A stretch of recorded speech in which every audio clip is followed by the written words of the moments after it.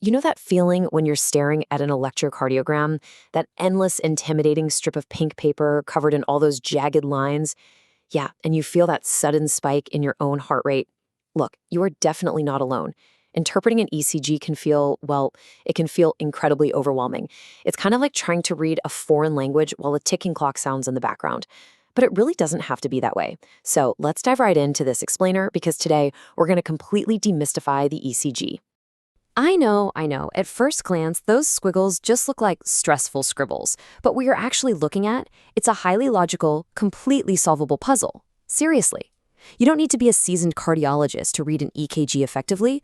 You just need a reliable, foolproof system.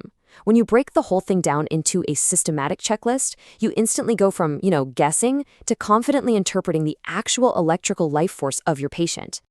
And here is that definitive 5-step clinical checklist we're going to use. Step 1, mastering rate and rhythm. Step 2, finding the heart's axis. Step 3, measuring essential intervals. Step 4, analyzing waves and complexes. And finally, Step 5, spotting ischemia and infarction. Okay, kicking things off with Step 1, mastering rate and rhythm, the speed and the beat. Right, so before we can even think about diagnosing a complex arrhythmia, we really need to know the baseline speed, right? Are they tachycardic, normal, or bradycardic? Well, there are two brilliantly simple math tricks to figure this out fast. First off, you can literally just count the number of R waves, those tall peaks, across the entire rhythm strip, and multiply that number by 6. So say you have 11 R waves. 11 times 6? Boom, that gives you about 66 beats per minute. Or, if you want to get a bit more granular with it, just find 2 R waves, count the large boxes between them, and divide 300 by that number. So 4 big boxes between the peaks, 300 divided by 4 is 75 beats per minute. It's simple, it's fast, and it is highly effective. Now, to make sense of the absolute chaos of tachycardias, so heart rates over 100 beats per minute, we can actually use a really clean logical grid.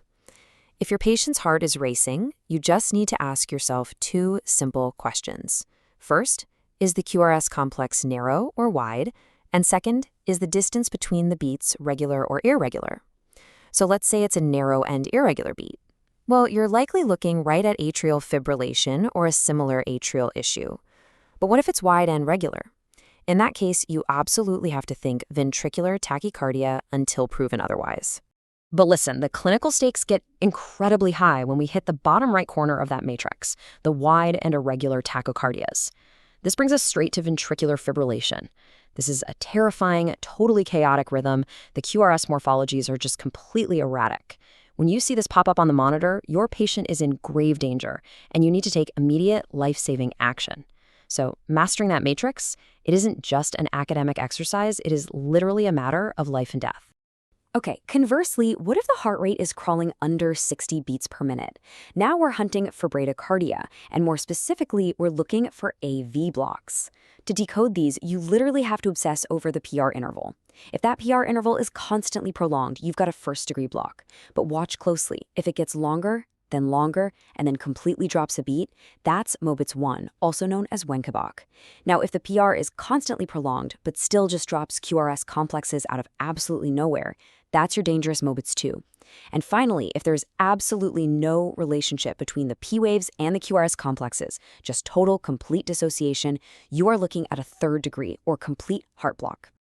Moving right along to step 2, finding the heart's axis, the direction of the electricity. So figuring out the axis used to involve all this complicated vector math, right? But scratch that. I'm going to share a highly visual, totally foolproof method called 2 thumbs up. You only need to glance at 2 specific leads, lead 1 and lead AVF. Just imagine your left hand is lead 1 and your right hand is AVF. If the QRS complex is mostly pointing up in lead 1, give a left thumbs up. If it's pointing up in EVF, give a right thumbs up. 2 thumbs up? Congrats, normal access. But let's consider left axis deviation. This means lead 1 is up, but AVF is down. Right axis deviation is the exact opposite. Lead 1 is down, and AVF is up. Basically, whichever thumb is pointing up tells you the exact direction of the deviation. So why does the axis even matter? Well, it's because electricity always flows toward thicker muscle and away from damaged tissue. If you see a left axis deviation, you should immediately start suspecting pathologies like a left bundle branch block or left ventricular hypertrophy, which means the left side of the heart is stretched or thickened. Right axis deviation, that points toward right-sided strain, like right ventricular hypertrophy, which is actually really often caused by pulmonary hypertension. And what if both thumbs are pointing down? No way, that is extreme right axis deviation. Honestly, if you see this, you probably wouldn't even be checking the axis because the patient is likely in ventricular tachycardia and they need immediate help. All right, step 3 on our checklist, measuring the essential intervals. This is all about the critical timing. Now, the one interval you absolutely must always respect is the QT interval. This represents the total time it takes for the ventricles to depolarize and repolarize. If this interval gets stretched way out, specifically if it's greater than 500 milliseconds, it sets a really deadly trap. It puts the patient at an extreme risk for torsades de pointes. That's a highly dangerous polymorphic ventricular tachycardia. This ribbon-like twisting rhythm is absolutely terrifying. And you know what's crazy?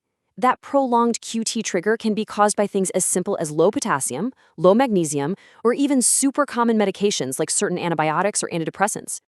On the flip side of intervals, though, what if your PR interval is strangely short? Well, if you spot a short PR interval, so less than 160 milliseconds, and it's combined with a slurred upstroke called a delta wave, plus a widened QRS complex, bam, you have just found the classic diagnostic triad for Wolff-Parkinson-White syndrome. This basically means the heart's electrical signal is bypassing the normal toll booth and taking a fast-track accessory pathway. Recognizing this triad clinically is not only crucial, but it's also incredibly satisfying when you catch it. Which brings us to step 4, analyzing waves and complexes. This is where we hunt for P wave and QRS abnormalities. Let's start by zooming in on the P wave, which of course represents the atria. Take a good look at lead 2. If the P wave looks like it has 2 humps, like a camel's back, which we call a bifid or split P wave, that is a massive red flag for left atrial enlargement. That's often due to mitral valve disease or left heart failure. But if you look at lead 2 and instead see a P wave that is unusually tall and sharply peaked, like over 2.5 millimeters high, that contrasts sharply. That indicates right atrial enlargement, which often points to pulmonary hypertension, putting a ton of pressure on the right side of the heart. Next up, we really need to examine the QRS complex to check for bundle branch blocks. Remember, the electrical signal is supposed to travel down both ventricles at the exact same time. If a bundle is blocked, the signal takes a detour, and that ends up widening the QRS. So to spot a left bundle branch block, you're going to look for a very deep S wave in leads V1 and V2, coupled with a tall, notched R wave over in V5 or V6. Now, for a right bundle branch block, look for a distinct M shape or an RSR prime in V1 and V2, along with a wide slurred S wave in V5 and V6. It's really all about recognizing the visual patterns of these delayed electrical pathways.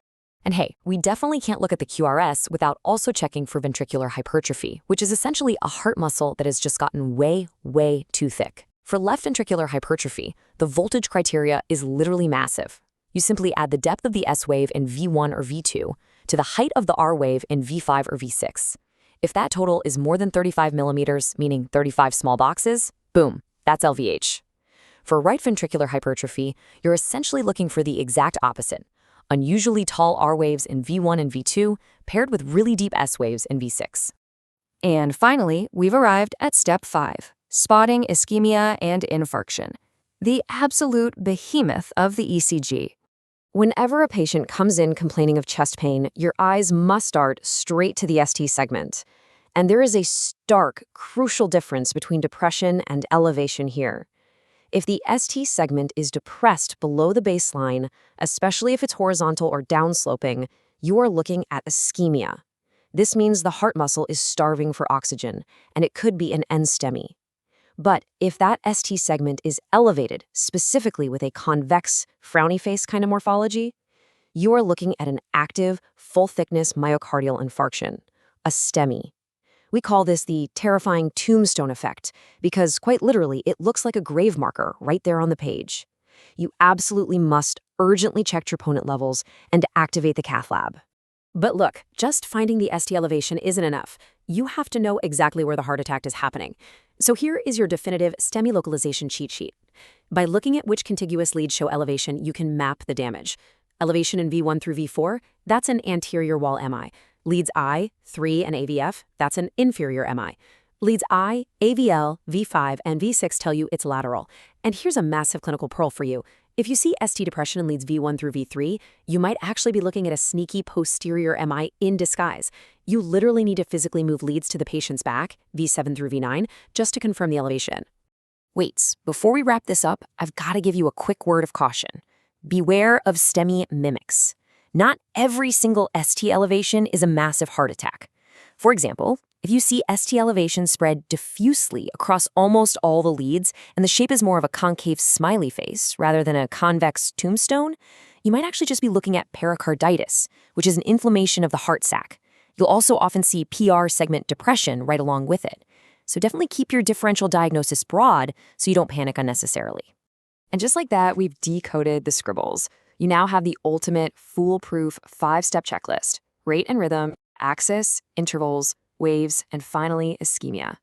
You're no longer just looking at a confusing piece of pink paper, you are confidently interpreting the electrical life force of your patient. But remember, an ECG is really only a snapshot in time, and the human heart always has way more secrets to tell us. So with this incredibly solid foundation built, what complex rhythm will you decode next? Thanks for hanging out with me on this explainer,